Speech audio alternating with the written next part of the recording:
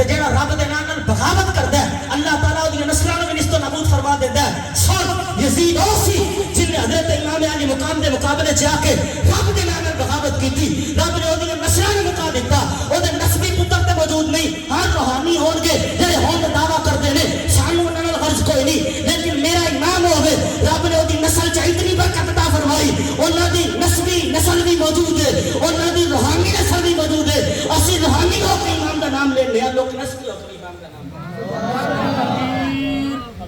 نعرہ رسالت نعرہ رسالت نعرہ حیدری حسینیت حسینیت.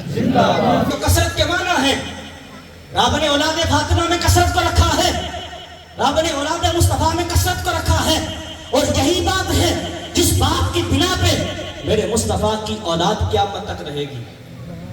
اور ایک مزے کی بات سنیے حضرت آدم سے لے کر میرے آقا تک اور میرے آقا سے لے کر قیامت تک ایک ہی نسل ہے جو اسلام پر رہی. کوئی یہ دعویٰ نہیں کر سکتا کہ میرا پیو میرا دادا اس تو پیچھے توڑ جو جی حضرت آدم علیہ السلام تک میری ساری نسل مسلمان سی نہیں. لیکن ہاں ہم یہ دعویٰ کرتے ہیں کیونکہ ہم اصلی حسینی ہیں ہم نقلی حسینی نہیں. ہمارا دعویٰ حسینیت کا ہے اور ہمارے دعوے پہ ہماری محبت دلیل ہے. اور ہماری دلیل کیا ہے؟ ہماری دلیل ہمارا پیر ہمیں بتاتا ہے. اگر تم ہم سے پوچھتے ہو تمہارے پاس اہل بیت کی محبت کی دلیل کیا ہے؟ ہم کہتے ہیں ہمارے جسم کے ٹکڑے ٹکڑے بھی کرو تو خون کے لہو کا قطرہ قطرہ پکارے گا کہ یہ حسینی ہے. اور حسینی ہونے کی دلیل کیا ہے؟ سنو میں حسین کو کیسے مانتا ہوں. میرا عقیدہ یہ ہے حضرت آدم سے لے کر حضرت امام حسین تک اور حضرت امام حسین سے لے کر قیامت تک فقط مصطفیٰ کا نسب ہے جس کو رب نے ایمان کی دولت سے سرفراز فرمایا. کوئی بندہ آپ کو ایسا نظر نہیں آئے گا سرکار کے نسب کے اندر. یہ وہ پاکیزہ نسب ہے. حضرت امام حسین نے کہا تھا نا کربلا کے میدان میں کھڑے ہو کے فرمایا سنو یزیدیو میرے مقابلے میں آئے ہو جانتے ہو میں کون ہوں؟ میری ماں کا نام کیا ہے؟ میرے باپ کا نام کیا ہے؟ میرے نانے کا نام کیا ہے؟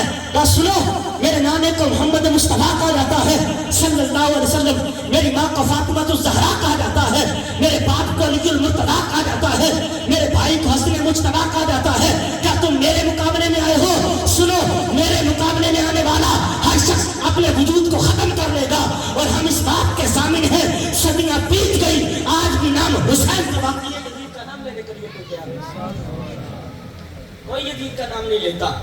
لیندی کیوں؟ یزید کا نام لے ہوتا پتر یزید کا نام لے ہوتا روحانی بیٹا وہ دی فکر تے عمل کرنے والا وہ دی فکر رکھنے والا. خدا دی عزت کی قسم ہے سادہ یزید نہ کوئی تعلق نہیں. اور لوگ پوچھتے ہیں تمہارا یزید کے متعلق کیا عقیدہ ہے ذرا وضاحت دو. میں نے کہا ہم وضاحت کیا دیں؟ وضاحت ہمارا امام دے چکے. میرے امام اعظم ابو حنیفہ نے وضاحت کر دی اور پھر بات کرتے تم وضاحت دو. ہم نے وضاحت کیا دینی ہے؟ وضاحت امام زمان کر گئے. کہا اہل بیت پاک سے گستاخیاں بے باقیاں لعنت اللہ علیکم دشمنان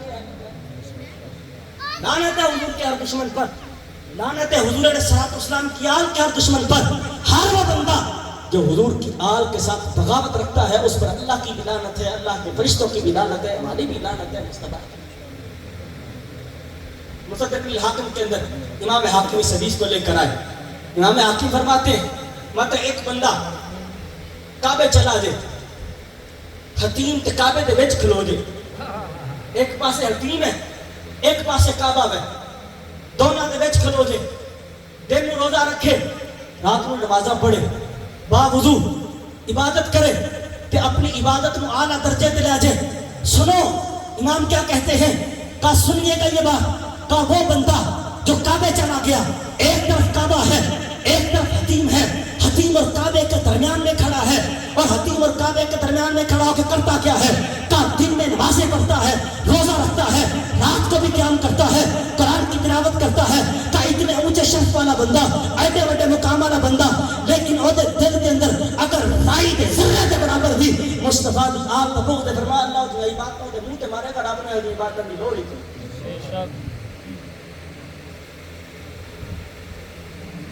رب کو ایسی عبادتوں کی کوئی ضرورت نہیں.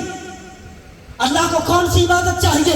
وما كنا اسالكم علیہ اجرا الا المودۃ فی القربى.